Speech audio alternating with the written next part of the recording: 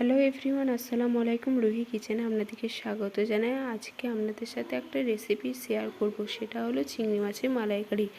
চলুন রেসিপিটা শুরু করা যাক। সেই জন্য আমি এখানে মাছ নিয়ে হলুদ নুন ভালো করে মাখিয়ে নেব। এরপর তেলেতে আমি মাছগুলোকে একটা করে দিয়ে দেবো বা হালকা করে ভেজে নেব। চিংড়ি মাছ বেশি ভাজার দরকার নেই। মাছগুলো আমার ভাজা হয়ে গেছে, এরপর প্লেটে তুলে নেব। সে তেলেতে আমি পেঁয়াজ কুচি দিয়ে দেবো এবং হালকা মশলা দিয়ে দেবো। সেই জন্য আমি হলুদ, জিরে, ধনে এবং আদা রসুন দেবো। ভালো করে কষে অল্প পরিমাণ জল দিয়ে দেবো। এরপর ভালো করে আর দইয়ের পেস্টটা আমি দিয়ে দেবো, ভালো করে নাড়বো। এরপর নারকেলের দুধটা দিয়ে দেবো। নারকেলের দুধটা দেওয়ার পর ভালো করে আমি ফোটাবো। একটা করে মাছ বসিয়ে দেব। কিছুক্ষণ আমি মাছগুলোকে ফোটাবো।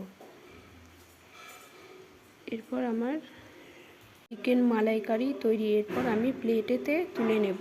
যদি রেসিপিটা ভালো লেগে থাকে অবশ্যই লাইক কমেন্ট শেয়ার করবেন। আর নতুন নতুন ভিডিও পেতে চ্যানেলটি সাবস্ক্রাইব করে রাখবেন। এখানে বিদায় নিচ্ছি। আল্লাহ হাফেজ।